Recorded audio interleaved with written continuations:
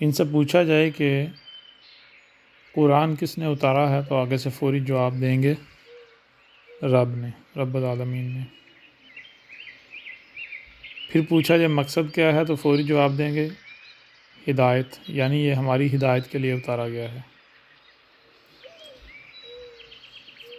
مزے کی بات یہ ہے کہ پھر اس کے آگے سوال کیا جائے کہ قرآن میں یہ کن کا ذکر ہے تو آپ کہتے ہیں کہ یہ گزشتہ قوموں کا ذکر ہے، آپ کے ساتھ اس کا کوئی تعلق ہے؟ نہیں جی، ہمارے ساتھ کیا تعلق ہے، یہ تو ان کافروں کا ذکر ہے یا جو رسول گزر چکے ان کا ذکر ہے، ہمارے ساتھ اس کا کیا تعلق ہے؟ یعنی بڑی عجیب بات ہے، ایک طرف کہتے ہیں کہ ہمارے رب نے ایک ایسی کتاب اتاری جو ہماری ہدایت کے لیے ہے، لیکن رب نے اس میں ہمیں محظوظ کرنے کے لیے، انٹرٹین کرنے کے لیے کہانیاں سنا دی ماضی کی۔ کیا ہی عجیب بات ہے۔ اب یا تو کہانیاں ہیں یا پھر بھائی کہانیاں نہیں ہیں، بلکہ جو کہا گیا سورہ الانبیاء کی آیت نمبر 10 ہے، لَقَدْ أَنزَلْنَا إِلَيْكُمْ كِتَابًا فِيهِ ذِكْرُكُمْ، یعنی تمہیں سننے کے لیے کان دیے، دیکھنے کے لیے آنکھیں دیں، جو سنائی اور دکھائی دے رہا ہے اسے سمجھنے کی صلاحیت دی، تو یہ صلاحیتیں تمہیں کیوں دیں اگر ان کا استعمال ہی نہیں کرنا؟ تم ان کا استعمال تو کرو، ایک بار کر کے دیکھو، بالآخر تم اسی نقطے، اسی مقام پر پہنچو گے جو طے شدہ ہے۔ جیسے مثال کے طور پر اگر آپ نے اپنے بڑوں سے یا کسی سے سنتے ہیں جی 2 + 2 6 ہوتا ہے، یا 2 + 2 8 ہوتا ہے، 2 + 2 12 ہوتا ہے، 2 + 2 5 ہوتا ہے، آپ کسی سے کچھ ہی کیوں نہیں سنتے؟ لیکن جب آپ تحقیق کریں گے، جو آپ کو صلاحیتیں دی ہیں اگر ان کا استعمال کریں گے تو پھر آپ لامحالہ اسی نتیجے پر پہنچیں گے جو نتیجہ طے شدہ ہے، اس کے علاوہ اور کہیں آپ پہنچ ہی نہیں سکتے۔ یعنی 2 + 2 جب آپ تحقیق کریں تو کیا سامنے آئے گا؟ 4، 4 کے علاوہ کچھ سامنے آ ہی نہیں سکتا۔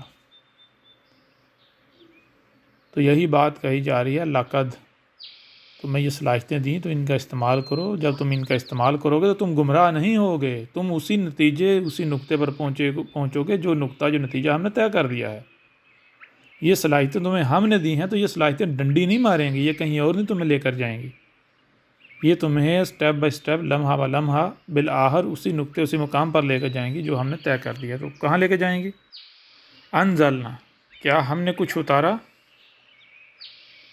الیکم، تمہاری طرف جو اس وقت موجود ہو، کم جو اس وقت موجود ہو، تمہاری طرف ہم نے کچھ اتارا ہے؟ تحقیق کرو نا ذرا، کچھ سامنے آتا ہے؟ کتاباً، ایک کتاب، کیا کوئی ایک ایسی کتاب ہے جس پر تم سب کا اتفاق ہے، تم سب مانتے ہو کہ یہ رب کی اتاری ہوئی ہے؟ مانتے ہو یا نہیں مانتے؟ تو حیران کن طور پر باقی تمام جو لٹریچر ہے ان کے پاس، جتنی بھی کتابیں ہیں ان میں اختلافات ہیں، لیکن چاہتے یا نہ چاہتے وہ ہر ایک کا اس قرآن کے اوپر اتفاق ہے کہ یہ رب کا اتارا ہوا ہے بغیر کسی شک و شبہ، اس پہ کسی کا اختلاف نہیں ہے، سب مانتے ہیں۔ تو اب آگے کیا کہا جا رہا ہے؟ آگے کہا جا رہا ہے فیہ ذکرکم، اس میں کیا ہے؟ اس میں تمہارا ہی ذکر ہے۔ اور یہ آج تک کیا کہتے آئے؟ کیا ان کو کہا گیا؟ ان کے آباء و اجداد نے ان کو کیا بتایا کہ بھائی اس قرآن میں اساطیر الاولین ہے؟ مثال کے طور پر کوئی بھی آیت ان کے سامنے رکھیں، پوچھا جائے کس کا ذکر، کہیں گے یہ نوح کا ذکر ہے، یہ قوم نوح کا ذکر ہے، یہ ہود کا ذکر ہے، یہ قوم عاد کا ذکر ہے، یہ صالح کا ذکر ہے، قوم سمود کا ذکر ہے، مدین کا ذکر ہے، قوم مدین کا ذکر ہے، شعیب کا ذکر ہے، اسی طرح یعنی گزشتہ رسولوں، گزشتہ اقوام کا ذکر ہے۔ اب رب کہہ رہا ہے کہ اس میں تمہارا ذکر ہے اور یہ مان ہی نہیں رہے، یہ کہتے ہیں ہمیں ہمارے آباء و اجداد نے کہا ہے، وہ جو گزشتہ ہیں ان کا ذکر ہے، ہمارے ساتھ تو اس کا تعلق ہی نہیں ہے۔ یہاں سوال یہ پیدا ہوتا ہے کہ آخر وہ کیا وجہ ہے کہ یہ رب کے ماننے کے دعوے دار، قرآن کو رب کا کلام، رب کی اتاری ہوئی کتاب ماننے کے باوجود، دعوے کرنے کے باوجود یہ قرآن کے برعکس جا رہے ہیں، یہ قرآن کے بالکل برعکس بات کرتے ہیں، قرآن کے خلاف بات کرتے ہیں، ان کو پتہ ہی نہیں قرآن میں کیا لکھا ہوا ہے۔ اس کی وجہ یہ ہے کہ جیسے شروع میں ہی کہا گیا، آپ دیکھیں سورہ البقرہ میں الف لام میم ذالک الکتاب لا ریب فیہ ھدی للمتقین الذین یؤمنون بالغیب، الذین ایسے لوگ، یؤمنون جو بھی بات وہ مان کر عمل میں لاتے ہیں، عمل کرتے ہیں، تو کیسے کرتے ہیں؟ بالغیب، غیب کے ساتھ، بغیر غیب کے نہیں کرتے۔ پہلی بات تو یہ ہے، یہ پہچان بتائی جا رہی ہے جو المتقین ہیں ان کی، جو المتقین ہیں وہ ایسا کرتے ہیں کہ وہ کوئی بھی بات جب مانتے ہیں اس پر عمل کرتے ہیں تو اس وقت تک نہیں مانتے، اس وقت تک عمل نہیں کرتے جب تک کہ غیب کو نہیں جان لیتے۔ کیا ہے غیب؟ چھوٹی سی یا آسان سی مثال سے سمجھ لیتے ہیں۔ آپ اپنی آنکھوں سے دیکھتے ہیں کہ زمین چپٹی ہے، زمین ساکت ہے، سورج جو ہے وہ ایک طرف سے طلوع ہوتا ہے، اوپر چڑھتا ہے، کمان کی مانند سفر کرتا ہے اور پھر دوسری طرف جا کر ڈوب جاتا ہے، غروب ہو جاتا ہے۔ اب یہ آپ اپنی آنکھوں سے دیکھ رہے ہیں۔ یہ کیا ہے؟ یہ ہے ظاہر۔ اس کا جوڑا کیا ہے؟ غیب۔ تو اگر آپ یہ جو ظاہر ہے اس کو مان لیں گے تو میں آپ سے سوال کرتا ہوں، کیا یہ حق ہوگا؟ یہ حق ہے؟ آج آپ کسی سے بھی سوال کر لیں، پوچھیں بھائی کیا زمین ساکت ہے؟ کیا زمین چپٹی ہے؟ کیا سورج حرکت کر رہا ہے زمین کے گرد یہ جو نظر آ رہا ہے؟ تو ہر کوئی کہے گا نہیں جی،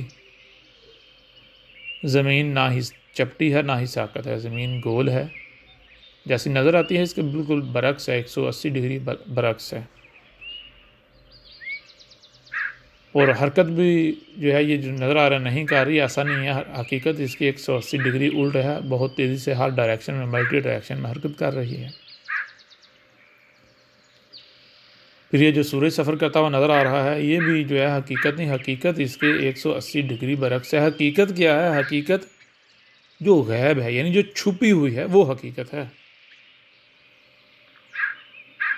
تو یہ دیکھیں ذرا، اگر آپ غیب یعنی جو چھپا ہوا پہلو ہے اس کو نظر انداز کریں گے تو اس کے کتنے بڑے نقصانات ہیں۔ اگر آپ ظاہر کے پیچھے چلیں گے، ظاہر کو حق مانیں گے، سچ مانیں گے، تو اس کے نتائج کیا نکلیں گے؟ کتنے بھیانک نتائج نکلیں گے کہ آپ کبھی بھی حقیقت کو نہیں پا سکتے۔ اب سوال یہ پیدا ہوتا ہے کہ یہ جو قرآن ہے، کیا یہ جو ظاہر نظر آ رہا ہے یہی کل کا کل ہے؟ تو یہاں پر یہ دیکھنا پڑے گا کہ یہ قرآن کس کا اتارا ہوا ہے۔ اگر تو رب کا اتارا ہوا ہے تو پھر یہ جاننا پڑے گا کہ بھائی رب اگر کوئی کام کرتا ہے، کلام کرتا ہے، کوئی بات کرتا ہے، کوئی بھی کام کرتا ہے، کوئی تخلیق کرتا ہے، تو رب کیسے کرتا ہے؟ کوئی رب کے اصول تو ہوں گے نا، کوئی قوانین تو ہوں گے نا۔ تو اس کے لیے دیکھا جائے کہ وہ کون سی شے ہے جس کے بارے میں دنیا کی کوئی بھی طاقت یہ کلیم نہیں کر سکتی کہ یہ میری تخلیق ہے۔ ہر کوئی یہ کہنے پر مجبور ہو کہ یہ بھائی جو عالمین کا رب ہے، جو رب العالمین ہے، یہ اس کی تخلیق ہے۔ کسی درخت کی مثال لیں تو اس کے اوپر اختلافات پیدا ہو جائیں گے۔ مثال کے طور پر ہو سکتا ہے کوئی کلیم کر دیجیے اس کا بیج میں نے لیبارٹری میں تیار کیا، اس کو میں نے اگایا ہے، لیکن یہ جو زمین ہے، اس کے گرد گیسوں کی تہیں ہیں، ان کے بارے میں کوئی شخص بھی یہ کلیم نہیں کر سکتا کہ بھائی یہ میری تخلیق ہے یا پھر ان کی تخلیق میں ہم نے معاونت کی ہے یا ہم نے حصہ ڈالا ہے، یہ کوئی بھی کلیم نہیں کر سکتا۔ یعنی زمین و آسمان جو ہیں ان کی تخلیق کے بارے میں ہر ایک کا اتفاق ہے کہ یہ رب العالمین کا کام ہے۔ اب جب اس بات کے اوپر اتفاق ہو گیا کہ آسمان و زمین کی تخلیق جو ہے یہ رب العالمین کا کام ہے، تو پھر ذرا آسمان و زمین کو دیکھیں، کیا یہ جیسے ظاہر نظر آ رہے ہیں یہی کل کا کل ہے اور یہ حقیقت ہے، یا پھر آسمان و زمین میں غور کرنے سے پتہ چلتا ہے کہ ظاہر کے ساتھ ساتھ باطن بھی ہے، ظاہر کچھ اور ہے اور باطن کچھ اور ہے، اور رب کی تخلیق جو ہے اس وقت تک آپ اسے سمجھ نہیں سکتے جب تک کہ آپ اس کا باطن نہیں جان لیتے، غیب نہیں جان لیتے۔ اگر آپ رب کے کسی بھی کام کو، کسی بھی شے کو، کسی بھی تخلیق کو صرف ظاہر کو مانیں گے، ظاہر کو دیکھیں گے، ظاہر کے پیچھے پڑیں گے، تو یہ پھر گارنٹی ہے کہ آپ گمراہی کا شکار ہوں گے۔ آپ جو سمجھ رہے ہوں گے حقیقت جو ہے اس کے 180 ڈگری برعکس ہوگی۔ یہ قانون ہمارے سامنے آ گیا۔ جب رب کے بارے میں یہ قانون، یہ اصول سامنے آ گیا تو پھر یہ قرآن جو ہے یہ رب کا اتارا ہوا نہیں ہے۔ اب اگر رب کا اتارا ہوا ہے تو پھر ظاہر سی بات ہے اس قرآن میں بھی ظاہر کے ساتھ ساتھ باطن کا یعنی غیب کا ہونا لازم ہے۔ اور جو لوگ بھی غیب کا کفر کرتے ہیں، غیب کو نظر انداز کرتے ہیں، بغیر غیب کے بات مانتے ہیں، یعنی جو ظاہر لکھا ہوا ہے، ظاہر سامنے ہے، اس کو ایز اٹ از لے لیتے ہیں، مان لیتے ہیں، تو وہ گمراہ ہیں۔ ان کا معاملہ بالکل ایسا ہے جیسے آج کے دور میں کوئی یہ کہے کہ زمین چپٹی ہے، زمین ساکت ہے اور سورج زمین کے گرد گردش کر رہا ہے۔ ٹھیک ہے نا؟ اس وقت تک آپ نہیں سمجھ سکتے قرآن میں کیا لکھا ہوا ہے، کیا بات کی گئی، جب تک کہ آپ غیب جو ہے، جو چھپا ہوا پہلو ہے، اسے نہیں جان لیتے۔ اور غیب دیکھنے کی کون صلاحیت رکھتے ہیں؟ وہ پہلے ہی واضح کر دیا۔ الف لام میم ذالک الکتاب لا ریب فیہ ھدی للمتقین۔ الکتاب میں رہنمائی کن کے لیے ہے؟ الکتاب، الکتاب کیا ہے؟ آسمان و زمین، یہ کائنات۔ یہ کائنات کن کی رہنمائی کرتی ہے؟ یہ کائنات کن کے اوپر اپنے راز کھولتی ہے؟ کن کے اوپر جو چھپے ہوئے پہلو ہیں، جو غیب ہے، وہ ظاہر کرتی ہے؟ جو المتقین ہیں۔ یہاں بھی یہ چیز ذہن میں رکھی جائے کہ ایک ہے کائنات کا خود اپنے راز واضح کرنا، دوسرا ہے کہ زبردستی کائنات سے کچھ پوچھنا، زبردستی اپنی صلاحیتوں کا غلط استعمال کرتے ہوئے۔ مثال کے طور پر چھوٹی سی مثال ہے، ایک بندہ ہے، وہ اپنی مرضی سے اگر آپ کو مال دیتا ہے، کوئی شے دیتا ہے اپنی رضا سے، اپنی خوشی سے، تو یہ ہے اس کا دینا۔ اب اگر آپ گن پوائنٹ کے اوپر بندوق کی نوک پر اس سے لیں گے تو یہ اس کا دینا نہیں ہے بلکہ آپ کا چھیننا ہے۔ تو آپ اتنا ہی چھین پائیں گے جتنی آپ کے پاس طاقت ہے، جتنا آپ کا اختیار ہے۔ اپنے اختیار سے بڑھ کر آپ نہیں چھین پائیں گے، تو وہ جو چھیننا ہے وہ اس کا دینا نہیں کہلائے گا، اور نہ ہی وہ آپ کا حق کہلائے گا، بلکہ وہ آپ نے ڈاکہ مارا ہوگا۔ بالکل اسی طرح یہ بات کرنے کی ضرورت کیوں پیش آئی؟ یہ بات کرنے کی ضرورت اس لیے پیش آئی کہ کہیں کوئی یہ نہ سمجھے کہ بھائی پھر کائنات آج راز تو سائنسدانوں کے اوپر بھی کھول رہی ہے، اس کا مطلب تو پھر یہ ہوا کہ سائنسدان جو ہیں، سائنٹسٹ جو ہے، وہ متقین ہیں؟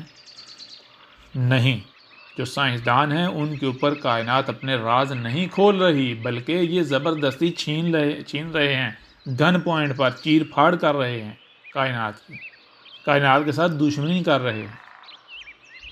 کائنات کا اپنے راز کھولنا وہ کیا ہے؟ کائنات خود کھولے، وہ کیسے کھولے گی؟ جب کوئی متقی بنے گا، جس میں تقویٰ آ جائے گا۔ تقویٰ کیا؟ اپنی تراش کر کے کائنات کے ساتھ جڑ جانا۔ کائنات کیا ہے؟ فطرت۔ تو اس نے جب آپ کو وجود دیا تھا، کس پر وجود دیا تھا؟ فطرت۔ تو آپ ہٹے ہوئے ہیں، اب آپ نے تقویٰ حاصل کرنا ہے، یعنی اپنی تراش خراش کرنی ہے۔ تراش خراش کر کے تو آپ نے واپس فطرت پر آنا ہے۔ وہ تراش خراش یعنی تقویٰ کیسے ہوتا ہے؟ الصیام سے۔ الصیام سے تقویٰ آتا ہے، یعنی آپ کی تراش خراش ہوتی ہے، جس کا نتیجہ کیا نکلتا ہے؟ عید الفطر، یعنی آپ جہاں سے پھسلے تھے واپس پلٹ کر آپ وہیں آ جاتے ہیں۔ کہاں سے پھسلے تھے؟ فطر سے، جسے فطرت کہتے ہیں۔ الفطر سے آپ ہٹے تھے، پھسلے تھے، الصیام کرنے سے آپ دوبارہ واپس پلٹ کر الفطر پر آ جاتے ہیں۔ تو جب آپ میں تقویٰ آئے گا تو پھر آٹومیٹکلی کائنات اپنے راز کھولنا شروع کر دے گی، رب اپنے راز کھولنا شروع کر دے گا۔ جب رب کائنات جو ہے وہ اپنے راز کھولے گی تو پھر آپ کو کوئی دنیا کی کوئی زبان سیکھنے کی ضرورت نہیں ہے، عربوں کی زبان سیکھنے کی ضرورت نہیں ہے۔ آپ کو خود بخود پتہ چل جائے گا کہ اس قرآن میں یہ جو ظاہر ہے اس کا باطن کیا ہے۔ وہ قرآن کائنات جو ہے وہ خود بخود واضح کر دے گی. یہ ہے. اب غیب کن کے اوپر واضح ہوگا؟ کن کے اوپر واضح ہو سکتا ہے؟ سیدھی سی بات ہے، جو متقین ہیں. اب سوال یہ پیدا ہوتا ہے کہ جو متقی ہو اس کو الصیام کرنے کی ضرورت ہے؟ الصیام کا مقصد کیا ہے؟ تقوی حاصل کرنا. تو جس کے پاس تقوی ہے اس کو صیام کرنے کی کیا ضرورت ہے؟ اس کے صیام کیسے ہوں گے؟ یہ بات کیوں کہ یہ بات اس لیے کی کہ جو لوگ سال میں ایک مہینہ ہر سال شور مچاتے ہیں ہم سیام کر، ہمارے اوپر سیام فرض، ان میں تقوی ہو سکتا ہے؟ کیونکہ تقوی تو سیام کے بعد ہے. تو جو ابھی تک سیام کے اوپر اٹکے ہوئے ہیں، جن کو ابھی تک سیام کا ہی نہیں علم، جو ابھی تک الصیام پر اٹکے ہوئے ہیں، جن کو یہی نہیں علم کہ الصیام ہیں کیا، تو ان میں تقوی ہو سکتا ہے؟ کیونکہ تقوی تو آتا ہے الصیام سے. جب الصیام کا ہی نہیں علم، ہر سال الصیام کے نام پر ڈرامے کرتے ہیں، تو تقوی کہاں سے آئے گا؟ تقوی کہاں سے ہوگا؟ ظاہر بات تقوی تو نہیں ہوگا، متقی تو نہیں ہوں گے. تو جو متقین ہی نہیں ہیں، کیا کائنات ان پر غیب کھولے گی، اپنے راز کھولے گی؟ یہ کیسے ممکن ہے؟ یہ وہ وجہ ہے جس وجہ سے یہ گدھے کے بچے، یہ مسلماٹے اور باقی جتنے مذاہب ہیں، یہ خواہشات کی اتباع میں اس قدر گمراہیوں کا شکار ہو چکے ہوئے ہیں. ان کو پتہ ہی نہیں کہ یہ کیا لکھا ہے، یہ قرآن میں کیا لکھا ہوا ہے، کیا بات کی جا رہی ہے. یہ وہی دن رات رٹے لگا رہے ہیں جس پر انہوں نے اپنے آباء و اجداد کو پایا. جیسے کہ ہم نے ویڈیو میں بات کی کہ اگر آپ سے آپ کی خواہش پوچھی جائے، یعنی سب سے پہلے تو بات ہے آپ کو یہ پوچھا جائے کہ دنیا میں کتنے قسم کے لوگ ہیں، کتنے اقسام کے، تو آپ کہیں گے 2 اقسام کے.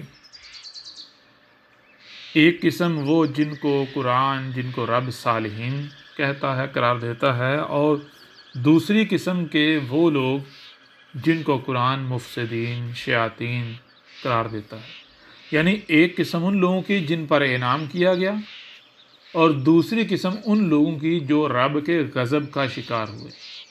اب اگر آپ سے یہ سوال کیا جائے کہ آپ اپنا شمار کن میں چاہتے ہیں، تو آپ کیا جواب دیں گے؟ لامحالہ آپ کا یہی جواب ہوگا کہ بھائی ہم اپنا شمار چاہتے ہیں جو صالحین ہیں، جن پر رب نے اپنا انعام کیا. ٹھیک ہے جی، بالکل ٹھیک ہے، آپ کی یہ چاہت ہے، زبردست چاہت ہے. لیکن یہاں سوال یہ پیدا ہوتا ہے کہ جو رب کے غضب کا شکار ہوئے، کیا وہ لوگ اپنی زندگیوں میں یہ کہتے تھے کہ ہم رب کے غضب کا شکار ہونا چاہتے ہیں؟ کیا ان کی یہ چاہت تھی؟ قرآن سے پوچھا جائے، رب سے پوچھا جائے، یا تھوڑی سی بھی عقل کا استعمال کیا جائے، تو کوئی شخص بھی یہ نہیں کہتا تھا، یا یہ نہیں کہتا، کسی ایک نے بھی یہ نہیں کہا جی میں رب کے غضب کا شکار ہونا چاہتا ہوں، یعنی میں بیماریوں کا، مصیبتوں کا، تکلیفوں کا، ہلاکتوں کا شکار ہونا چاہتا ہوں، نشانی عبرت بننا چاہتا ہوں. کسی کا بھی یہ کہنا نہیں تھا، کسی کی بھی چاہت نہیں تھی. ان تمام کے تمام لوگوں کی بھی یہی چاہت تھی کہ ہم ان لوگوں میں سے ہوں، رب ہمارا ان میں ہمارا شمار کرے جن پر اس نے انعام کیا ہے، نہ کہ ان میں ہمارا شمار کرے جن پر رب کا غضب بڑکا، جو مغضوب ہیں. لیکن کیا ان کی لاکھ چاہت کے باوجود رب نے ان کو صالحین میں شمار کیا؟ جب رب نے اپنا فیصلہ سنایا ہے، انہیں تاریخ کا حصہ بنا دیا ہے، تو کیا رب نے ان کو ان کی چاہت کے مطابق نتیجہ فراہم کیا؟ کیا رب نے ان کی خواہش کا احترام کیا کہ ان کی یہ چاہت یہ خواہش تھی، لہٰذا ان کو صالحین میں شمار کر دیا جائے ان کی چاہت خواہش کے مطابق؟ اگر تو رب نے ان کو ان کی خواہش، ان کی چاہت کے مطابق انہیں صالحین میں شمار کر دیا، تو بھائی آپ کو بھی کر دیا جائے گا. اگر نہیں کیا تو پھر آپ کو کس قانون کے تحت کیا جائے گا؟ کیا آج رب کا قانون بدل گیا، یا رب نے اپنا قانون بدل لیا؟ کس قانون کے تحت آپ کو شامل کیا جائے گا؟ دوسری طرف دیکھا جائے کہ جن کو رب نے صالحین میں شمار کیا ہے، جن کو رب صالحین کہتا ہے، جن کو رب انعام یافتہ کہتا ہے، جن پر رب کا انعام کیا گیا، رب نے انعام کیا، وہ کون تھے؟ کیا وہ ایسے لوگ تھے جو زبانی کلامی دعوے دار تھے؟ تو ان لوگوں کے بارے میں اگر دیکھا جائے تو آپ کتابوں میں بھی پڑھتے ہیں ان کی زندگی کے بارے میں کہ کتنی کتنی سختیاں انہوں نے جھیلیں، پوری دنیا کے ساتھ دشمنی لینی پڑ گئی۔ ابراہیم کی مثال جو ہے وہ دی جاتی ہے، تو کیوں ابراہیم کی مثال دی جاتی ہے؟ ابراہیم کی زندگی میں جانیں کہ ابراہیم جو ہے اس نے کیا کیا؟ جب ابراہیم کے اوپر حق واضح ہوا، کیسے واضح ہوا وہ بھی تفصیل کے ساتھ بار بار بتا دیا گیا، اور جب ابراہیم کے اوپر حق واضح ہوا تو ابراہیم کے ساتھ کتنے کھڑے ہوئے تھے؟ کیا ابراہیم کے علاوہ کوئی دوسرا اس کے ساتھ کھڑا ہوا تھا؟ کوئی دوسرا ساتھ دینے والا تھا؟ تو پتہ چلتا ہے جی نہیں، ابراہیم محض اکیلا تھا، اکیلا، کوئی دوسرا نہیں تھا۔ اب سوال یہ پیدا ہوتا ہے کہ ابراہیم نے اکیلے ہونے کے باوجود، ابراہیم ایک طرف اکیلا، اس کے اوپر حق واضح ہوا کہ بھائی یہ میرے جو آباء و اجداد، یہ بڑے یا آباء و اجداد سے جو دین منتقل ہوا ہے یہ حق نہیں ہے، یہ سراسر گمراہی ہے، جہالت ہے، یہ رب کے ساتھ دشمنی ہے۔ تو پھر ابراہیم نے کیا کیا؟ بتوں کو توڑا۔ کون سے بت؟ جو نسل در نسل آباء و اجداد سے منتقل ہوتے چلے آئے۔ کیسے بت؟ ایسے بت کہ اس وقت کے لوگ، سارے کا سارا معاشرہ، سب کے سب ان بتوں کو اپنے خدا مانتے تھے۔ غور کرنے والی بات ہے کہ رب یہ بتا رہا ہے کہ صالحین میں اگر شمار ہونا ہے، انعام یافتہ میں اگر شمار ہونا ہے، تو پھر یہ نہیں سوچنا کہ رد عمل کیا آئے گا، پھر دنیا کی بڑی سے بڑی طاقت سے بھی ٹکرا جانا ہے۔ ذرا غور کریں، اس وقت کا سارے کا سارا معاشرہ، ہر طرح کے لوگ اس معاشرے میں ہوں گے، امیر بھی، غریب بھی، امیر سے امیر تر بھی، سرمایہ دار بھی۔ اور جن بتوں کو وہ پوج رہے تھے بے شک وہ بے جان تھے، لیکن ان بتوں کی طاقت کتنی ہوگی؟ ظاہر سی بات ہے ان بتوں کے پیچھے بڑے بڑے سرمایہ دار، بڑے بڑے امیر، بڑے بڑے طاقتور، اس وقت کے جرنیل، اس وقت کی حکومتیں کھڑی تھیں۔ یعنی اگر رب کو سائڈ پر کیا جائے تو زمین پر اس وقت سب سے جو پاورفل تھے، سب سے جو طاقتور قوت تھی، وہ بت تھے، وہ بت جن کو ابراہیم نے توڑا تھا، جن پر ابراہیم نے وار کیا تھا۔ ابراہیم نے اس وقت کی دنیا کی جو سپر پاور تھی اس کو بھی توڑنے سے گریز نہیں کیا تھا، حالانکہ وہ اکیلا تھا۔ کیا ابراہیم کو یہ سوچ نہیں آئی ہوگی کہ میں جن بتوں کو توڑنے جا رہا ہوں ان کو خدا کا درجہ حاصل ہے، میرے ساتھ کیا کیا جائے گا؟ پورا کا پورا معاشرہ آگ بگولا ہو جائے گا۔ کیا پرواہ کی تھی ابراہیم نے؟ اب ایک تو چیز یہ ہے بھائی یہ کام آگے کوئی ہونا ہے، کوئی کہانی سنائی جا رہی ہے بھائی ایسا ہوگا، پھر تو چلو سمجھ آتا ہے بھائی ہو سکتا ہے ایسا نہ ہو، لیکن جب یہ ہو چکا ہے، یہ تاریخ کا حصہ بن چکا ہوا ہے، یہ کر کے دکھا دیا گیا ہے، تو پھر دیکھنا یہ ہے کہ ابراہیم کے اوپر جب حق واضح ہوا، اس وقت کی جو سپر پاور تھی اس کے ساتھ اس نے ٹکر لی، اکیلے نے، فرد واحد نے، تو کوئی اس کا کچھ بگاڑ پایا؟ کیا پھر رب نے اس کو اکیلا چھوڑ دیا؟ کیا وہ جو دشمن تھے جنہوں نے ابراہیم کے خلاف آگ جلائی، یعنی پورے کے پورے معاشرے کو آگ بگولا کر کے اس کے خلاف کر دیا، طوفان کھڑا کر دیا، زمین تنگ کر دی، کیا وہ ابراہیم کا ایک بال تک بھی اکھاڑ سکے؟ یہ بات کیوں بتائی گئی؟ یہ بات اس لیے بتائی گئی کہ جان لو، جب اگر تم یہ چاہتے ہو کہ ہم نے صالحین میں شمار ہونا ہے، ہم نے انعام یافتہ جو ہے ان میں شمار ہونا ہے، تو پھر اس کے لیے تمہیں خالص ہر لحاظ سے رب کا وجود بننا پڑے گا، رب کے ساتھ جڑنا پڑے گا، اپنے اندر رب کا رنگ لانا پڑے گا۔ پھر یہ دنیاوی رشتے، ناطے، مال، اولاد، یہ وہ فلانگاں، یہ سب اگر ان میں سے کچھ بھی تمہارے مقصد میں رب کے ساتھ جڑنے میں رکاوٹ بنتا ہے تو اس کی پرواہ نہیں کی جائے گی۔ جو پرواہ کرے گا وہ جان لے، وہ لاکھ خواہشیں کرے، وہ انعام یافتہ میں شامل نہیں ہو سکتا۔ ہاں، وہ دنیا میں ایک دوسرے کو جھوٹی تسلیاں دے لیں، مولویوں سے ادھر ادھر سے ایک دوسرے سے فتوے لے لیں، ان فتووں سے کچھ رب کا قانون نہیں بدلنے والا۔ ان فتووں سے رب ڈر کر اپنا فیصلہ نہیں بدلنے والا۔ رب ان فتووں کے یا آپ کی خواہشات کے دباؤ کا شکار نہیں ہونے والا۔ ٹھیک ہے نا؟ انعام یافتہ میں اگر شامل ہونا ہے تو پھر کیا کرنا ہے؟ وہ کرنا ہے جو رب کرتا ہے، رب بننا ہے۔ ٹھیک ہے نا؟ رب بننا ہے۔ اور دوسری طرف جو ابراہیم کے دشمن تھے، انہوں نے کون سی چال ہے جو ابراہیم کے خلاف نہیں چلی تھی؟ ابراہیم کو نقصان پہنچانے کی کون سی کوشش ہے جو انہوں نے نہیں کی تھی؟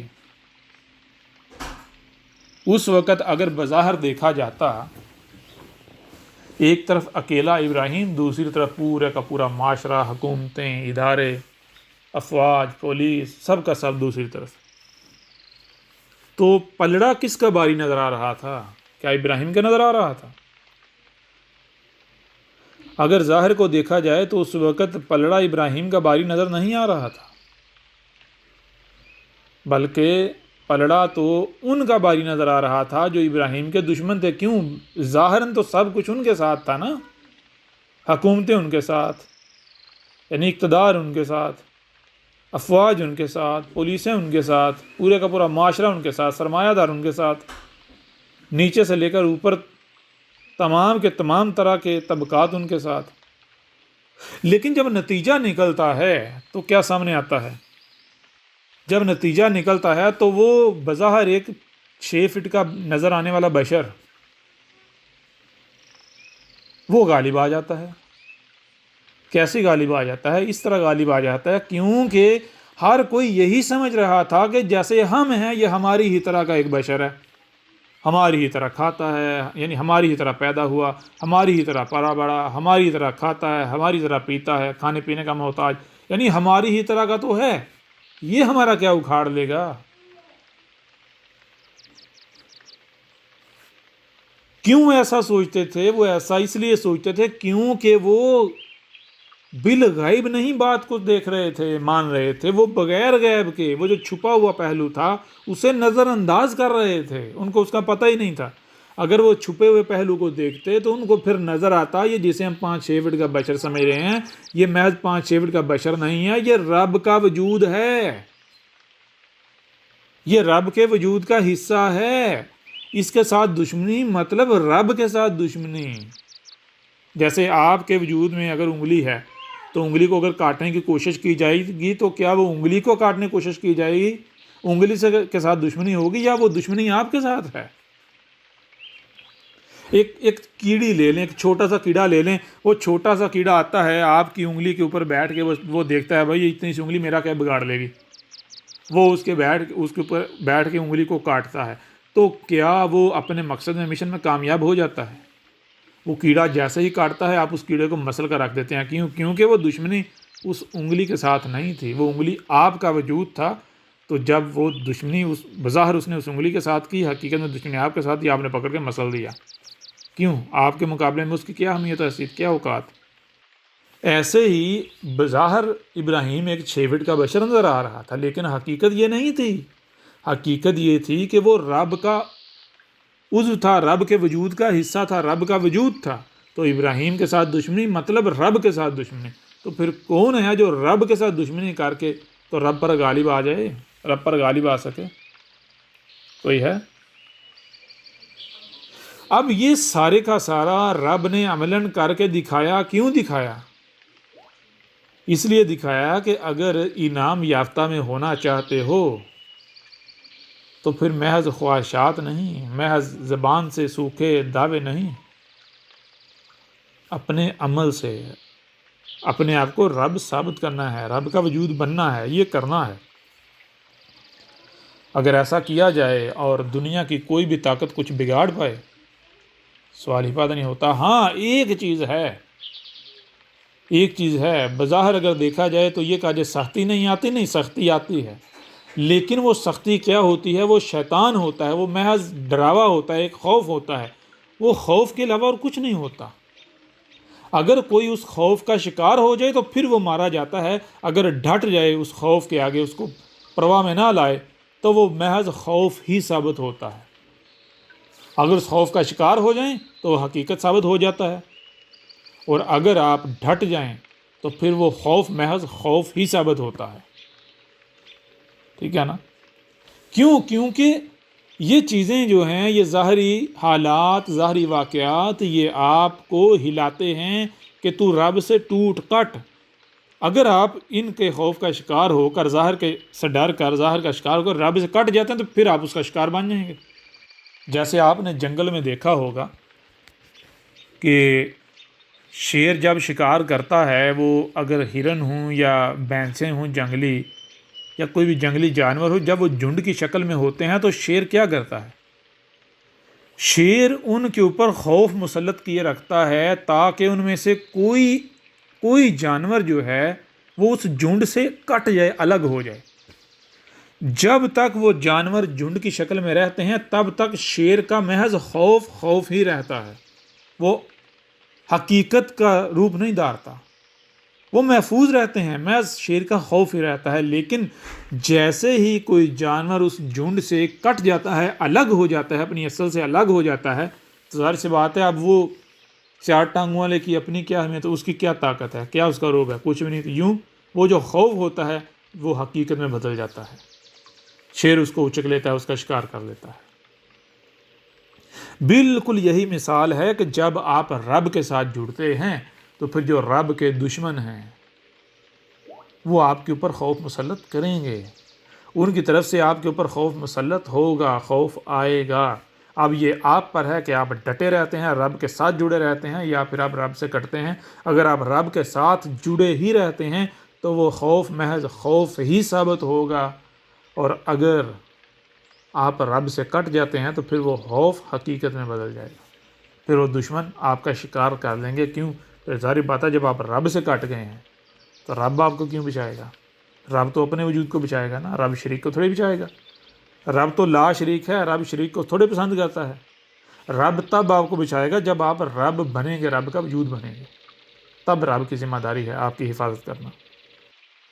اور یہ ہوتا ہے کہ دعوے بڑے بڑے کیے جاتے ہیں، لیکن جیسے ہی کوئی ایسا امتحان آتا ہے، کوئی ایسا فتنہ آتا ہے، امتحان آتا ہے، تو بجائے یہ کہ اب رب کے ساتھ جڑے رہیں، ڈٹ جائیں، اس خوف کا مقابلہ کریں، فوری سے اپنی منصوبہ بندیاں شروع ہو جاتی ہیں طرح طرح کی۔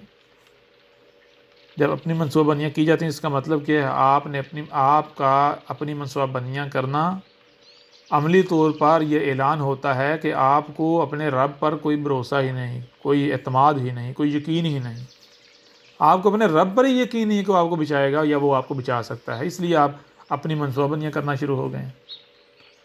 یوں آپ اپنی منصوبہ بندیوں کے نام پر یہ اعلان کرتے ہیں کہ بھائی میں اپنا بندوبست خود کروں گا، مجھے رب پر کوئی بھروسہ نہیں ہے، اگر رب پر رہوں گا تو مارا جاؤں گا، یہ ہو جائے گا، وہ ہو جائے گا۔ لہٰذا جب اپنی منصوبہ بندیاں کرتے ہیں تو نتیجہ کیا نکلتا ہے؟ ظاہری بات ہے پھر وہ خوف حقیقت میں نہ بدلے، یہ کیسے ہو سکتا ہے؟ اس نے تو پھر حقیقت میں بدلنا ہے۔ کیوں؟ کیونکہ پھر وہ جو خوف آپ کے اوپر مسلط تھا وہ بڑا یا آپ اکیلے بڑھے؟ آپ رب سے کٹ گئے، اب آپ واقعتاً 5-6 فٹے سامنے 2 ٹنگے رہ گئے، تو اب آپ 2 ٹنگے اس کا مقابلہ کر لیں گے؟ ایک گروہ کا، ایک جھنڈ کا، جو آپ سے بڑھ کر طاقتور ہیں، جو آپ سے بڑھ کر طاقت رکھتا ہے، پھر آپ اس کا مقابلہ کر پائیں گے؟ سوال ہی پیدا نہیں ہوتا۔ پھر دونوں طاقتوں کا آپس میں جو ہے وہ مقابلہ ہے، ایک طرف آپ ہیں اکیلے، دوسری طرف آپ کے دشمن ہیں۔ پھر جس کے پاس جتنا اختیار ہوگا، جتنی طاقت ہوگی، اتنی ضربیں لگائے گا، چوٹیں لگائے گا، اتنا ایک دوسرے کا نقصان کریں گے۔ یہ ہے۔ تو ابراہیم نے کیا کیا تھا؟ کیا ابراہیم نے اس وقت کوئی اپنی منصوبہ بندی کی تھی؟ ابراہیم یہ بھی تو سوچ سکتا تھا نا کہ میں رات کے اندھیرے میں بت توڑ کے بھاگ جاؤں گا، ان کے ہاتھ نہیں آؤں گا، یہ بھی تو سوچ سکتا تھا، کوئی ایسے منصوبہ بندی کر سکتا تھا۔ لیکن کیا ابراہیم نے منصوبہ بندی ایسے کی؟ نہیں کی۔ بظاہر ابراہیم ان کے ہتھے چڑھ گیا. بت توڑنے کے بعد ابراہیم ایک طرف پورے کا پورا معاشرہ آگ بگولا ہے، دوسرا ابراہیم ان کے ہتھے چڑھ گیا، لیکن کیا وہ نقصان پہنچا پائے؟ نہیں. رب نے وہاں سے نکال لیا. رب نے اس آگ کو جو ابراہیم کے خلاف جلائی گئی تھی، وہ پورے کا پورا معاشرہ جو آگ بگولا ہوا تھا، اس آگ کو ٹھنڈی کر دیا اس وقت، اور ابراہیم کو وہاں سے نکال لیا. اس طرح بندہ صالح بنتا ہے، صالح ثابت ہوتا ہے. پھر ایسے ہوتے ہیں جو انعام یافتہ ہوتے ہیں. ظاہری بات ہے انعام یافتہ کیوں نہ ہو. انعام کا مطلب کیا ہے؟ انعام نام سے ہے. نام کسے کہتے ہیں؟ کسی عربی کو پوچھ لیں بھائی نام کسے کہتے ہیں، تو نہ وہ آپ کو جواب دے گا نام کہتے ہیں جسے آپ اردو میں ہاں کہتے ہیں، انگلش میں یس کہتے ہیں.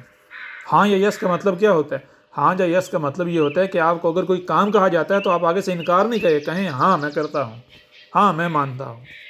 یعنی اگر آپ کو کچھ کرنے کا کہا جاتا ہے تو آپ آگے سے انکار نہیں کریں، ہاں کریں. تو انعام کا مطلب ہے کہ جو آپ کا رب آپ کو کہتا ہے اگر آپ وہی کرتے ہیں، آگے سے ہاں کرتے ہیں، تو پھر اس کا بدلہ کیا آئے گا؟ اس کا پھر بدلہ جو رب نے طے کیا وہ آئے گا. کیا بدلہ؟ رب کیا ہے؟ العزیز ہے. پھر آپ العزیز نہ بنے. رب کیا ہے؟ المالک ہے. اب رب کا وجود بنے، رب جو کہے آپ ہاں کریں، اپنی منصوبہ یا کرنے کے بجائے ہاں کریں، تو آپ کو مالک نہ بنایا جائے؟ کیسے ہو سکتا ہے؟ پھر آپ کا مالک بننا قدر میں ہے، طے شدہ ہے. دنیا کی کوئی طاقت پھر آپ کو مالک بننے سے نہیں روک سکتی. بے شک پوری دنیا کو آپ ایک 2 ٹانگوں والے 6 فٹے بشر نظر آ رہے ہیں، اور دنیا دیکھتی ہے کہ بھئی یہ 6 فٹا کیا کر لے گا، اس کے مقابلے میں تو بڑی بڑی حکومتیں ہیں، اس کو تو کوئی منہ بھی نہیں لگاتا. تو یہ کیا ہوگا؟ یہ وہی بات ظاہر. یہ ایسی بات کرنے والے وہ ہوں گے جو مشرک ہوں گے، جو غیب کا کفر کرنے والے ہوں گے. بھئی بات کرنے سے پہلے غیب جان لو. پھر اس کے علاوہ ایک اور چیز کہ ابراہیم جب اس کے اوپر حق واضح ہوا، وہ ڈٹا، تو اس کے بعد پھر کیا، جب اس کے ساتھ دشمنی کی گئی تو اس نے کیا کیا؟ ابراہیم کو اگر گالیاں دی گئیں تو ابراہیم نے کوئی بدلہ لینے کا سوچا؟ ابراہیم کو الزامات سے نوازا گیا، اس کے اوپر بہتانات لگائے گئے، گالیاں دی گئیں، اس کو قتل کرنے کی کوشش کی گئی، اس کے ساتھ دشمنی کی گئی. تو کیا ابراہیم نے بدلہ لینے کی کچھ سوچا، کوئی منصوبہ بندی کی؟ تو پتہ چلتا ہے نہیں، بلکہ آگے سے ابراہیم کا رد عمل کیا تھا؟ ان الصلاۃ، یعنی یہ جو کچھ بھی میرے ساتھ ہو رہا ہے، کیوں ہو رہا ہے اس میں کوئی شک نہیں، یہ میری الصلاۃ کی وجہ سے ہو رہا ہے. جو ذمہ داری میں پوری کر رہا ہوں، اس ذمہ داری کی وجہ سے میرے ساتھ دشمنی کی جا رہی ہے. اگر میں یہ ذمہ داری ادا نہ کروں، الصلاۃ قائم نہ کروں، تو میرے ساتھ یہ کیا جائے گا. لوگ میرے ساتھ دشمنی کریں گے، میرے خلاف آگ جلائی جائے گی، میرے اوپر الزامات لگیں گے، بہتانات لگیں گے، مجھے گالیاں دی جائیں گی. نہیں. اب سوال یہ پیدا ہوتا ہے کہ جب یہ میرے ساتھ کیا جا رہا ہے میری الصلاۃ کی وجہ سے، تو یہ الصلاۃ کیا میرا کوئی ذاتی ایجنڈا ہے؟ میرا 5-6 فٹے بشر کا کوئی مقصد ہے؟ یہ میرا کوئی اپنا لالچ ہے؟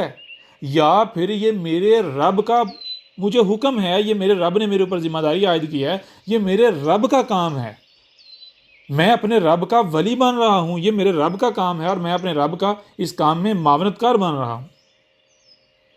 تو یہ دشمنی میرے ساتھ نہیں ہے، یہ دشمنی میرے رب کے ساتھ ہے. اسی وجہ سے پھر آگے کہا کیا ان صلاتی و نسکی للہ. نسک کسے کہتے ہیں؟ وہی بات کہ جب آپ کے ساتھ دشمنی کی جا رہی ہے، دشمنی کیوں کی جا رہی ہے؟ رب کے کام کی وجہ سے نا. آپ رب کا کام کر رہے ہیں جس وجہ سے دشمنی کی جا رہی ہے. تو یہ دشمنی آپ کے ساتھ نہیں، یہ دشمنی رب کے ساتھ ہے. میں کیا کروں گا؟ میں صبر کروں گا، برداشت کروں گا. بدلہ کس نے لینا ہے؟ جس کے ساتھ دشمنی کی جا رہی ہے وہ لے گا بدلہ.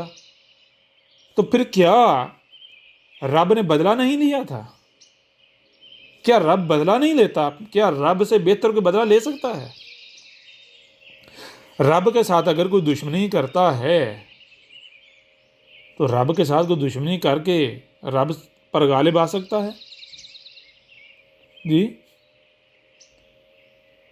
پھر ایک اور چیز، وہ چیز یہ کہ اب ابراہیم کا ذکر کیوں کیا؟ ابراہیم کا ذکر اس لیے کیا، دیکھو بھائی تم سب کی چاہت ہے کہ ہمارا ان میں شمار ہو جو انعام یافتہ ہے، روزانہ دن میں 5 بار، پتہ نہیں کتنے کتنے بار کہتے ہو اہدنا الصراط المستقیم صراط الذین انعمت علیہم، جی انعمت علیہم غیر المغضوب علیہم ولا الضالین، یعنی ہمارا شمار ان میں کرنا جن پر تو نے انعام کیا، نہ کہ ان میں جن پر تو نے غضب کیا، جو تیرے غضب کا شکار ہوئے، جو گمراہ تھے۔ تو رب نے یہ اس لیے بیان کیا ہے کہ یہ دیکھو یہ 2 ہی رستے ہیں، ایک رستہ ہے انعام والا، دوسرا رستہ ہے غضب والا۔ اب تمہارے اوپر ہے کہ تم کس رستے کا انتخاب کرنا چاہتے ہو، اپنے گریبان میں جھانکو کہ تم کس رستے پر ہو۔ کیا تم ابراہیم کی ملت یعنی ابراہیم کی لائن پر، ابراہیم کے طریقے پر ہو، وہی کر رہے ہو جو ابراہیم نے کیا، یا پھر تم وہ کر رہے ہو جو اس وقت جو ابراہیم کے دشمن تھے، جو دوسرا طبقہ تھا، جو مغضوب ہوئے، جو رب کے غضب کا شکار ہوئے، جو گمراہ تھے، ان میں شمار ہوتے ہو تم؟ ذرا اپنا موازنہ تو کرو۔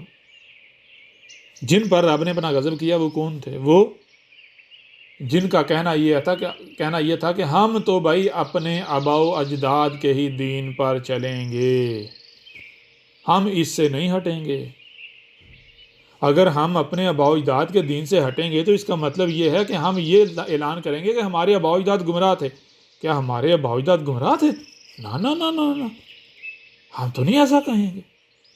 لہٰذا جس پر ہم نے اپنے آباء و اجداد کو پایا ہم اسی پر رہیں گے۔ قرآن واضح کر رہا ہے، رب واضح کر رہا ہے کہ جو لوگ بھی یہ کہتے ہیں ہم اسی پر چلیں گے جس پر ہم نے اپنے آباء و اجداد کو پایا، تو جان لو یہی تو وہ لوگ ہیں جو رب کے غضب کا شکار ہوتے ہیں، جن کے لیے قدم فیصلہ ہے مغضوب، یہ ہیں ضالین گمراہ۔ یہ رب نے اپنا فیصلہ سنا دیا، اب ہر کوئی اپنے گریبان میں جھانکے کس طبقے میں بلانگ کرتے ہیں، کس طبقے سے بلانگ کرتے ہیں، سب واضح ہو جائے گا۔ پھر چیز یہ ہے کہ رب ایک اور بات بتا رہا ہے، وہ بات یہ بتا رہا ہے کہ جب دنیا میں گمراہیاں ہوتی ہیں تو جو شخص سب سے پہلے یہ سٹیج پاتا ہے وہ کون ہوتا ہے؟ وہ ابراہیم ہوتا ہے۔ کیوں ابراہیم ہوتا ہے؟ کیونکہ جب ہوتی ہی ضلال مبین ہیں تب صرف اور صرف رب ہی ہے جو اس وقت باطل کا مقابلہ کر سکے، رب کے علاوہ کوئی نہیں کر سکتا مقابلہ باطل کا۔ ابراہیم کوئی انسان تھوڑی تھا، ابراہیم تو رب کا لایا ہوتا، رب خود آیا تھا، رب خود آیا تھا۔ اس وجہ سے کہا کہ ابراہیم کو تمہارے لیے امام بنا دیا۔ اس کا مطلب کیا ہے؟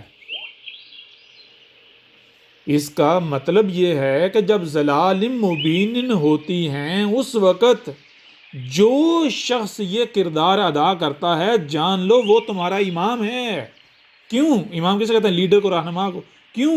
کیونکہ جب ضلال مبین ہوتی ہیں اس وقت رب کے علاوہ کوئی دوسرا باطل کا مقابلہ کر ہی نہیں سکتا، باطل کے سامنے کوئی ڈٹ ہی نہیں سکتا، جو چاہے کر لے۔ کیوں؟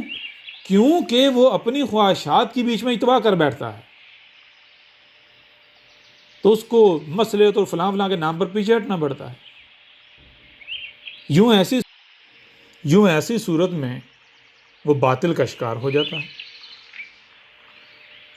اس لیے رب خود آتا ہے اور رب آ کر بتاتا ہے کہ کس طرح تم باطل کے آگے ڈٹ سکتے ہو۔ رب آ کر خود ڈٹ کر دکھاتا ہے۔ اس لیے رب ایسے شخص کو امام قرار دیتا ہے، کیونکہ رب خود ہوتا ہے نا، تو رب کے علاوہ کسی کو رہنمائی کا حق حاصل ہے؟ رب کے علاوہ کوئی امامت کر سکتا ہے؟ رہنمائی، لیڈری کر سکتا ہے؟ سوال ہی پیدا نہیں ہوتا۔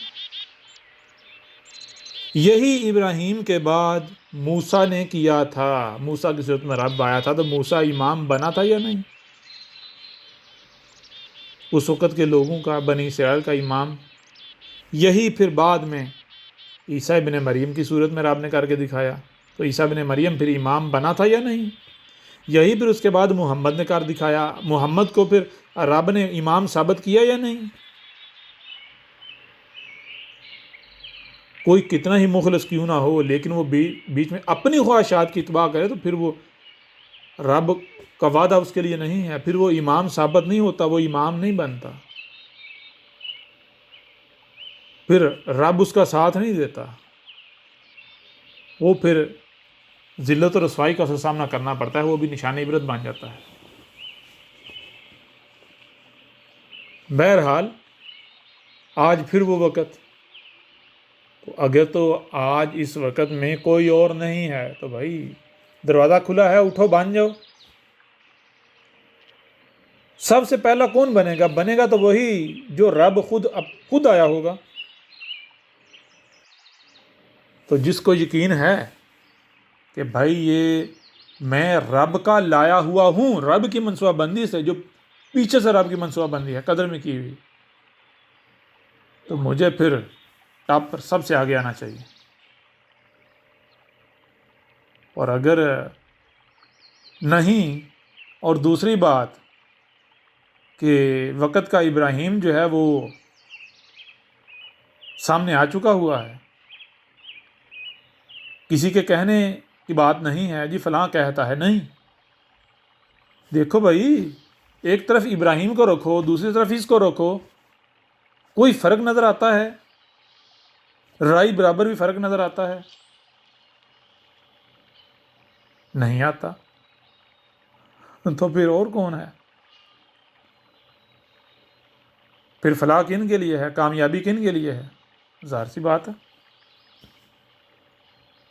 جو اس کے پیچھے چلیں گے، کیسے پیچھے چلیں گے؟ پیچھے چلنے کا مطلب یہ تھوڑی ہے کہ زبان سے دعوے کرتے رہیں اور اپنی خواہشات کی تباہ۔ مثال کے طور پر آج کتابوں میں تو بڑے خوشی سے پڑھتے ہیں، چھلانگیں لگا لگا کے پڑھتے ہیں، جناب نبی پاک نے فرمایا تھا کہ تم میں سے اس وقت تک کوئی مومن نہیں ہو سکتا جب تک کہ اس کو میں، اس کے مال، اس کی اولاد، حتیٰ کہ اس کی اپنی جان سے بھی بڑھ کر عزیز نہیں ہو جاتا۔ عزیز سب کے اوپر پریورٹی حاصل نہیں ہو جاتی۔ کس کو؟ مجھ کو۔ کتنے تھے اس وقت جنہوں نے محمد کو اپنے مال، اپنی اولاد، اپنی جان تک کے اوپر پریورٹی دی تھی؟ کتنے تھے؟ کتنے تھے جنہوں نے عیسیٰ ابن مریم کے وقت عیسیٰ ابن مریم کو اپنے اولاد، اپنے مال اور اپنی جان پر فوقیت دی تھی، ترجیح دی تھی؟ موسیٰ کے وقت کتنے تھے؟ ابراہیم کے وقت کتنے تھے؟ اور پیچھے جائیں جتنے بھی رسول آئے ان کے وقت کتنے تھے؟ ایک اور بات جو ہے وہ قرآن واضح کرتا ہے کہ جب بھی رسول آتا ہے تو ایک تعداد ہوتی ہے جو آتی ہے اس کی طرف رخ کرتی ہے۔ کیوں؟ کیونکہ ان کے پاس اس کا کوئی رد نہیں ہوتا، ان کا دماغ یہ گواہی دیتا ہے ہاں بھائی یہ جو بھی بات کر رہا ہے حق ہے، سچ ہے، اس کا کوئی توڑ نہیں۔ لاکھ کوشش کرتے ہیں اس کے خلاف کوئی دلیل اکٹھی کرنے کی، کہیں سے سہیڑنے کی، نہیں ملتی ان کو، مجبوراً ان کو ماننا پڑتا ہے کہ بھائی یہ جو بھی بات کہہ رہا ہے واقعتاً حق ہے۔ اب وہ آتے ہیں آ کر زبان سے وہ بڑے بڑا ہو گیا جی ہم آپ کو رب کا بھیجا ہوا مانتے ہیں، ہم آپ کو رب کا بھیجا ہوا مانتے ہیں۔ رب کہہ رہا ہے یہ تجھے آ کر کہہ رہے ہیں کہ ہم آپ کو رب کا بھیجا ہوا مانتے ہیں، یہ منافق ہیں، یہ نہیں مانتے۔ کیوں نہیں مانتے؟ کیوں یہ جھوٹ بول رہے ہیں؟ اس لیے یہاں تو آ کر کہہ رہے ہیں کہ ہم مانتے ہیں، لیکن ان کے عمل کیا ہیں؟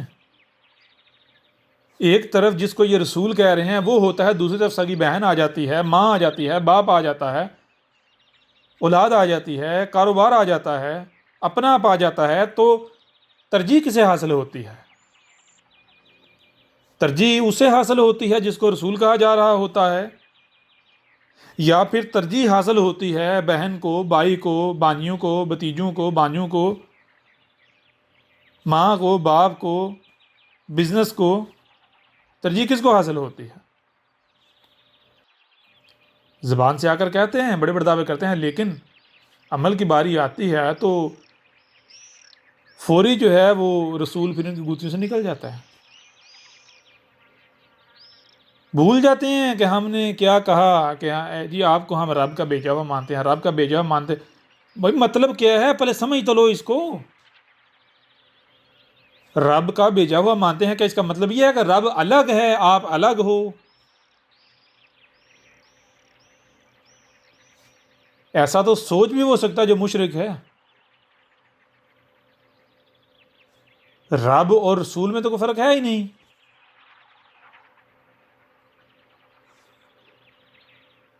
بالکل ایسے ہی ہے جیسے آپ کا وجود ہے، آپ کے وجود میں زبان ہے یا ہاتھ ہیں یا کوئی عضو ہے، تو کیا زبان الگ ہے اور آپ الگ ہیں؟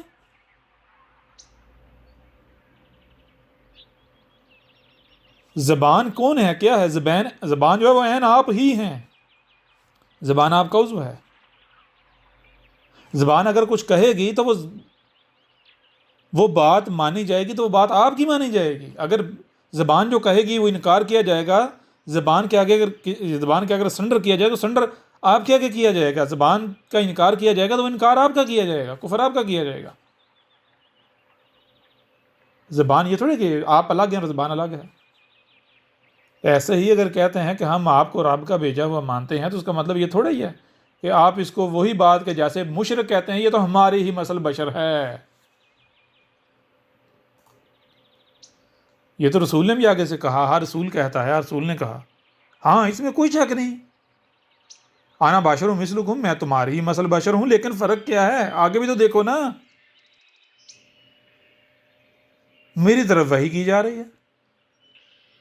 میری طرف وحی کی جائے کا مطلب کیا ہے؟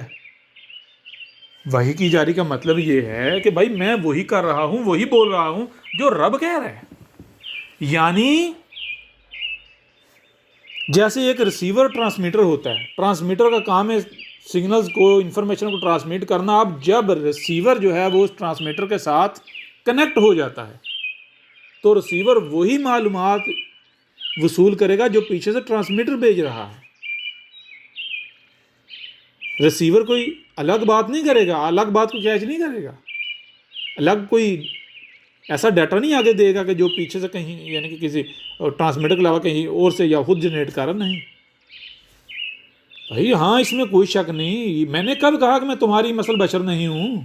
میں تمہاری مثل بشر ہوں یعنی ہاں میری بھی دو ٹانگیں ہیں، یعنی میں بھی تمہاری ہی طرح پیدا ہوا، تمہاری ہی طرح پلا بڑا، تمہاری ہی طرح کھاتا ہوں، پیتا ہوں، بیوی ہیں، بچے ہیں، چلتا ہوں،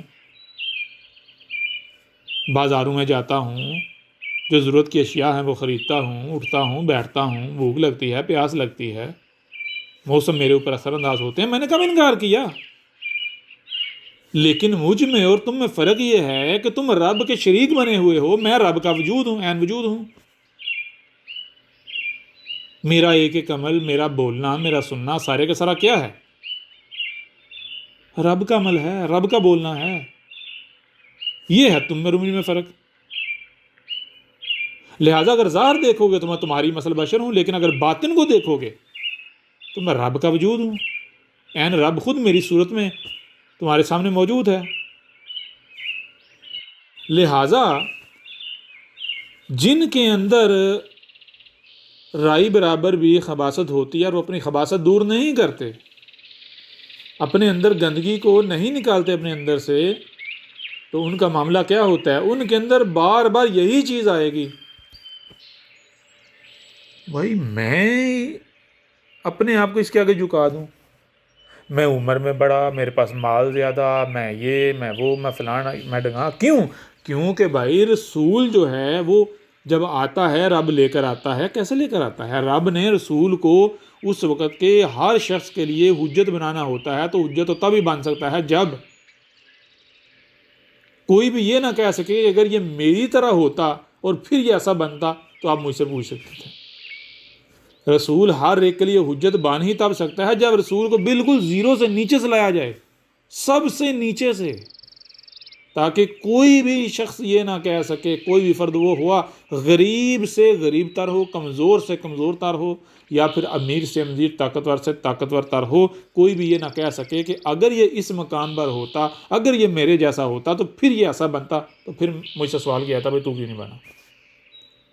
یہ چیز ہے کہ جب رسول دعوت دے رہا ہوتا ہے، حق کھول کھول کر واضح کر رہا ہوتا ہے، تو اس وقت رسول کو وہ یعنی کہ وہ پچھلی سٹیجز ہوتی ہیں، کمزوری والی سٹیجز ہوتی ہیں، وہ رب نے بظاہر اپنے آپ کو کمزور پیش کیا ہوا ہوتا ہے، وہ صورت امتحان ہوتی ہے، وہ ذرا پتہ لگتا ہے بھائی یہ 2%، یہ اس کی کوئی ویلیو نہیں، اس کی کوئی اہمیت نہیں، یہ کیا کر لے گا، یہ کیا بگاڑ لے گا، یعنی ہر ایک کو یہی نظر آتا ہے کہ بھائی ہم اس سے بہتر ہیں۔ تو یہ چیز پھر ظاہر سی بات ہے اندر اکڑ تو پیدا کرواتی ہے، بھائی میں خود کو اس کے آگے جھکا دوں، یہ کیسے ممکن ہے، میں کو جھکا دوں۔ وہ اندر جو آگ ہے وہ پھر نہیں چین لینے دیتی، جو اندر خبث ہے، بار بار اندر سے یہی چیز جو ہے وہ پھدکتی ہے، انا خیر منہ، انا خیر منہ، انا خیر منہ، میں اس سے خیر ہوں، میں خیر ہوں اس سے، میرا خاندان بڑا، میرے پاس مال زیادہ، میری عمر زیادہ، میں یہ، میں وہ، میں فلاں، میں ڈھگاں، اس کے پاس کیا ہے، میں خود کس کے آگے جھکا دوں۔ اگر یہ کہا جاتا ہے کہ ہم آپ کو رب کا بھیجا ہوا مانتے ہیں، تسلیم کرتے ہیں، تو اس کا مطلب کیا ہے؟ اس کا مطلب یہ ہے کہ بھائی یہ تمہارے سامنے رب ہے، رب کا عضو ہے، اب رب کو کہہ رہے ہو۔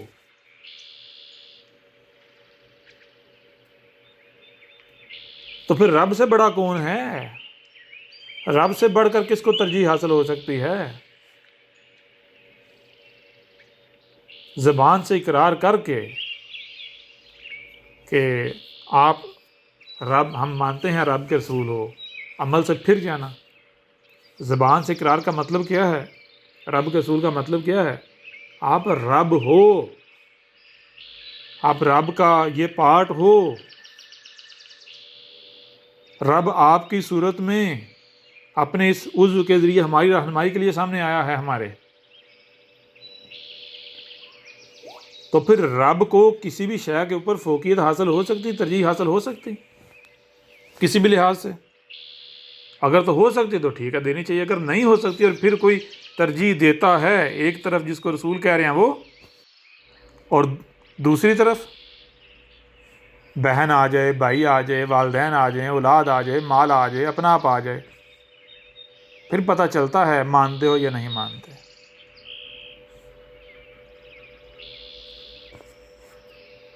اور ابراہیم کو دیکھ لیں، اس سے پہلے دیکھ لیں یا بعد میں دیکھ لیں، موسیٰ کے وقت، عیسیٰ ابن مریم کے وقت، محمد کے وقت، جنہوں نے جھکایا، سرنڈر کیا، قرآن نے یہ تو نہیں کہا بھائی موسیٰ کے آگے جھکا دیا تھا، رب کے آگے جھکایا تھا۔ اور جھکانے سے کیا ان کی ویلیو کم ہوئی؟ مثال کے طور پر قرآن میں بہت ساروں کا ذکر ہے، قرآن میں ایک ایسے شخص کا بھی ذکر ہے کہ جس کا موسیٰ کے ساتھ کوئی تعلق نہیں ہے فزیکلی، یعنی نہ وہ اس کا سگا بھائی ہے، سگا بھائی تو دور کی بات، اس کی برادری کا بھی نہیں ہے،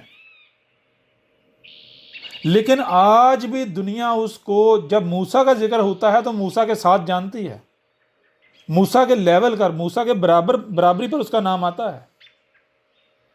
کس کا نام آتا ہے؟ ہارون۔ ہارون کون تھا؟ ہارون وہ شخص تھا جب اس کے اوپر حق واضح ہوا موسیٰ کے ذریعے، تو پھر اس نے یہ نہیں دیکھا کہ میں بڑا مالدار ہوں، میں بڑا یہ ہوں وہ ہوں، میری تو بڑی چلتی ہے، نہیں۔ اس وقت ہارون جو ہے، اگر ظاہری طور پر دیکھا جاتا، ایک طرف ہارون کو رکھا جاتا، ایک طرف موسیٰ کو رکھا جاتا، تو لوگ ہارون کو کہتے تھے کہ تو پاگل ہے، تو نے کس کے آگے اپنے آپ کو جھکایا ہوا ہے، کس کی مان رہا ہے، جو 2% ہے، تو اتنے اللہ بڑے خاندان سے تعلق رکھنے والا، اتنا امیر، اتنا مالدار شخص، تو کیا پاگل بیوقوف ہوا ہے کہ اس کے آگے جو 2 ٹکے کا ہے، جس کے پاس کچھ بھی نہیں، اس کی مان رہا ہے، اس کے آگے جھکایا ہوا ہے اپنے آپ کو مکمل، جو وہ کہتا ہے وہی تو کرتا ہے، تو آگے اف بھی نہیں کرتا۔ آج دنیا اسی ہارون کو کیسے جانتی ہے؟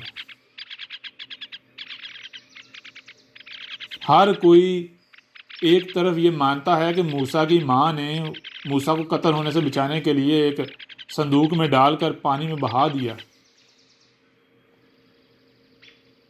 اور دوسری طرف ہر کوئی یہ کہنے پر مجبور ہے کہ ہارون جو ہے وہ موسیٰ کا بھائی تھا۔ یعنی ایک طرف مانتے ہیں موسیٰ اکیلا بھائی تھا، دوسری طرف خود اپنی زبانوں سے اقرار کر رہے ہیں کہ ہارون موسیٰ کا بھائی تھا۔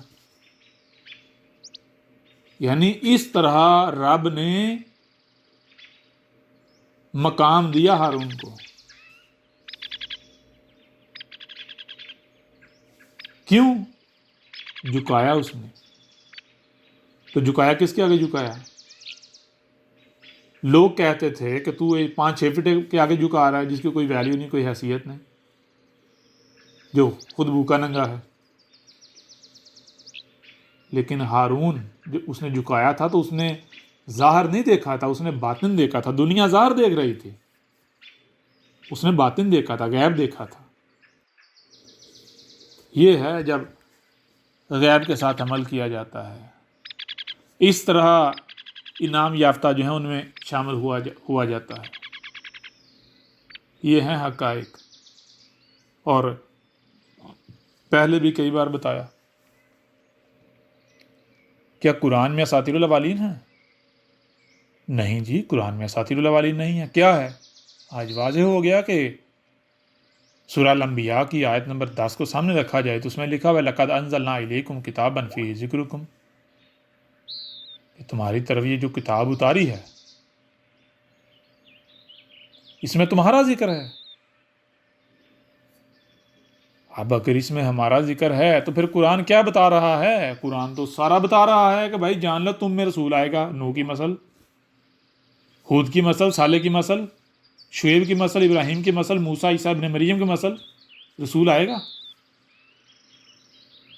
ان سب کی مثل آئے گا رسول، ایسا رسول آئے گا جو اس کو تم اگر موسیٰ کے ساتھ کمپیئر کرو گے تمہیں اس میں موسیٰ بھی نظر آئے گا، اگر تم اس کو کمپیئر کرو گے عیسیٰ ابن مریم کے ساتھ تمہیں اس میں عیسیٰ ابن مریم بھی نظر آئے گا، اگر تم اس کو ابراہیم کے ساتھ کمپیئر کرو گے ابراہیم بھی نظر آئے گا، تم اس میں اگر اس کا کمپیریزن کرو گے شعیب کے ساتھ تم کو اس میں شعیب بھی نظر آئے گا، اس میں صالح بھی نظر آئے گا، ہود بھی نظر آئے گا، اور نوح بھی نظر آئے گا۔ اتنی کوالٹیز ہونے کے باوجود بھی، اتنا واضح ہونے کے باوجود بھی اگر تم نے کفر کیا تو تم کس قدر بدبخت ہوگے، پہلی بات۔ دوسری بات، وہ آئے گا تو کیا کہے گا وہ بھی واضح کر دیا۔ تیسری بات کہ وہ آئے گا جب حق کھول کر واضح کرے گا، اس کا کفر و کذب کیا جائے گا، ماننے والے ہوں گے بہت تھوڑے ہوں گے، تو پھر کیا کیا جائے گا؟ عین اسی طرح جس طرح گزشتہ جو رسول ہیں جن کا ذکر کیا گیا ان کو اور ان کی دعوت کو ماننے والوں کو بچا لیا گیا، اور کفر و کذب کرنے والوں کو صفحات سے مٹا دیا گیا، نشان عبرت بنا دیا گیا، اور بعد میں زمین کا وارث بنایا گیا مومنین کو جن کو بچایا گیا تھا۔ عین اسی طرح کیا جائے گا، بالکل ویسے کیا جائے گا۔ آئے گا، حق کھول کھول کر واضح کرے گا، اور جو اس کو پہچان لیں گے زبان سے نہیں عمل سے، تو ان ساتھ دیں گے تو کیا کیا جائے گا؟ پھر یہ واضح کر دیا گیا سورہ یونس میں بھی، قرآن میں جگہ جگہ پر، تو پھر جان لو یہ ہم نے قدر میں کر دیا ہے رسول کو، اور جو اس کے ساتھ ہوں گے ان کو بچانا، اور جو کفر و کذب کرنے والے ہیں ان کو صفحہ ہستی سے مٹانا، یہ ہم نے قدر میں کر دیا ہے۔ اور جن کو بچایا جائے گا رسول اور اس کے ساتھیوں، ان کو بعد میں زمین کا وارث بنانا، یہ ہم نے قدر میں کر دیا۔ کیوں؟ کیونکہ رسول تو رب خود آتا ہے نا، رب خود ہوتا ہے۔ رب کیا ہے؟ حق، تو حق کیا اپنا شریک برداشت کرتا ہے؟ سوال ہی پیدا نہیں ہوتا۔ رب کیا ہے؟ المالک۔ جب رب بشری صورت میں خود سامنے آ جائے تو پھر رب مالک نہیں بنے گا؟ رب شریک برداشت کرے گا اپنا؟ جو رب کے شریک ہیں وہ مالک جو بنے بیٹھے رہیں گے؟ یہ کیسے ہو سکتا ہے؟ رب آئے اور رب کا شریک کسی بھی صورت میں قائم رہ سکے، باطل قائم رہ سکتا، سوال ہی پیدا نہیں ہو سکتا۔ نوح کے وقت کسی نے نہیں سوچا تھا کہ یہ جو تہذیب ہے یہ مٹنے والی ہے۔ انہوں نے جب آ کر ہاتھ کھول کھول کر واضح کیا تو اس وقت کے لوگ کہتے تھے یہ دو ٹنگا پاگل ہو گیا ہے، یہ دو ٹنگا، اس کی نہ کوئی اہمیت نہ حیثیت، اس کو کوئی جانتا نہیں ہے، اور یہ دیکھو دعوے کیا کر رہا ہے۔ اتنی بڑی تہذیب، اتنی بڑی بڑی حکومتیں، اتنی طاقت، اتنی پاور حکومتیں، اتنی عوام، کیا یہ سب مغلوب ہو جائیں گے اور یہ اکیلا غالب آ جائے گا؟ کیا یہ اقتدار ختم ہو جائیں گے؟ یہ کیسے ہو سکتا ہے؟ یہ تہذیب مٹ جائے؟ کیسے مٹ جائے گی یہ تہذیب؟ اس تہذیب کو کیسے زوال ہے؟ یہ پاگل ہے، مجنون ہے، جاہل ہے، یہ ہے، وہ ہے۔ لیکن کیا جو اس وقت انسانی آنکھیں دیکھ رہی تھی وہ سچ ثابت ہوا؟ جو ان کو لگ رہا تھا ایسی تہذیب چلتی رہے گی اور یہ نوح کچھ نہیں بگاڑ پائے گا ہمارا، اس نے کیا کر لینا۔ اسی طرح اس کے بعد دیکھیں، ہود کے وقت دیکھیں، صالح کے وقت دیکھیں، شعیب کے وقت دیکھیں، ابراہیم کے وقت دیکھیں، موسیٰ کے وقت دیکھیں، عیسیٰ ابن مریم کے وقت دیکھیں، محمد کے وقت دیکھیں، کیا ہوا؟ ہر بار ایک ہی فرد اٹھا، سب سے نیچے سے اٹھا۔ کیوں؟ کیونکہ وہ رب خود تھا نا، تو رب کا کوئی مقابلہ کر سکتا ہے؟ اب جب رب خود آ جائے، کوئی اگر رب کو نہیں پہچانتا، اگر کوئی نہیں جانتا، کوئی ظاہر کے پیچھے پڑتا ہے، تو اسے تو اپنے جیسا ایک بشر نظر آئے گا، ساری بات ہے۔ اب اپنے جیسے بشر کو کمپیئر کرے گا حکومتوں کے ساتھ، اس وقت کی طاقتوں کے ساتھ، تو نظر آئے گا یہ تو ان کے مقابلے میں کچھ بھی نہیں ہے، اس کا ساتھ دینا تو بیوقوفی ہے۔ لیکن جنہوں نے غیب کو دیکھا تو کیا نظر آیا؟ بھائی یہ ہمارے ہی جیسا بشر نہیں ہے۔ ہاں، اس میں کوئی شک نہیں، بظاہر ہمارے جیسا بشر ہے، لیکن یہ کیا مکمل بات ہے؟ کیا یہ حقیقت ہے؟ کیونکہ یہ تو ظاہر ہے نا۔ کیا ہم نے باطن جو غیب ہے وہ جان لیا، وہ دیکھ لیا؟ پہلے جو باطن ہے، جو غیب ہے، اسے تو جان لیا جائے، اسے تو سامنے رکھ لیا جائے۔ جب اسے دیکھ لیا جائے گا تو پھر ہم اصل نقطے پر پہنچیں گے کہ یہ آیا ہمارے ہی جیسا بشر ہے، جیسے ہم انسان ہے، یا پھر یہ رب خود آیا ہے بشری صورت میں۔ جب باطن دیکھا تو پتہ چلا رب خود آیا ہے، تو جب رب خود آیا ہے تو کیا پھر رب کا کوئی مقابلہ کر سکتا ہے؟ وہ سارے کے سارے مارے جائیں گے جو ظاہر کی تباہ کر رہے ہیں، یعنی جو ظاہر کے پیچھے پڑے ہوئے ہیں، ظاہر کے پیچھے چل رہے ہیں، جو ظاہر کو ہی حقیقت سمجھ لیتے ہیں۔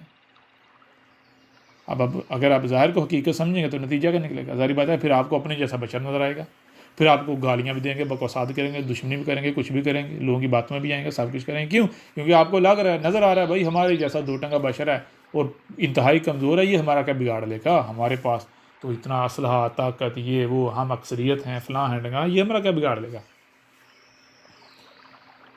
لیکن کیا جو لوگوں کو نظر آ رہا تھا وہی ہوا؟ بھائی ایک بار نوح کے وقت نہیں ہوا جو لوگوں کو نظر آ رہا تھا، اس کے برعکس ہوا۔ ہود کے وقت، صالح کے وقت، شعیب کے وقت، ابراہیم کے وقت، موسیٰ کے وقت، عیسیٰ ابن مریم کے وقت، محمد کے وقت، جب اتنی مثالیں پہلے موجود ہیں اور قرآن میں ذکر کیا گیا تو پھر وہی بات، کیا کہانیاں سنائی گئی ہیں؟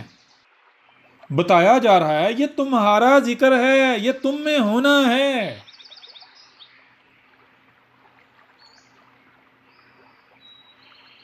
آج جو ہونا ہے اس کو اتنے پہلو سے سامنے رکھ دیا، اس کے باوجود بھی اگر کوئی ہلاکت کا سودا کرے گا تو اس سے بڑا کوئی بدبخت ہو سکتا ہے؟ قرآن کہہ رہا ہے اس میں تمہارا ذکر ہے، اور کیا ذکر بتا رہا ہے؟ دیکھو یہ ہونا ہے، یہ ہونا ہے، تم میں یہ ہونا، تم میں یہ ہونا، تم میں یہ ہونا، تم میں یہ ہونا ہے۔ ایک پہلو سے نہیں، 7-8 پہلو سے بتا دیا، پھر بھی کسی کو سمجھ نہ آئے، نظر نہ آئے، تو یہ تو پھر رب اپنا فیصلہ سنائے گا۔ کوئی وقت تھم تھوڑا ہی جانا ہے، نہ تو وقت تھم جانا ہے کہ جی رب اپنا فیصلہ نہیں سنائے گا، رب نے اپنا فیصلہ سنا کر رہنا۔ پتہ چل جائے گا بھائی پھر یہ کذاب ہے. یا پھر جیسے پہلے والے ان کے آباؤ اجداد رٹے لگاتے تھے کذاب ہے کذاب ہے کذاب ہے کذاب ہے، تو رٹے ثابت ہوئے تھے، سچ ثابت ہوئے تھے. اگر ان کے رٹے سچ ثابت ہو گئے تھے تو ان کے بھی ہو جائیں گے. رب نے اپنا فیصلہ سنا کر رہنا. بہرحال یہ ہے، اس طرح انعام یافتہ جو ہیں ان میں شمار ہوتا ہے، اور اس کے برعکس کس طرح جو ہے وہ جو غضب کا شکار ہوتے ہیں وہ بھی واضح کر دیا گیا.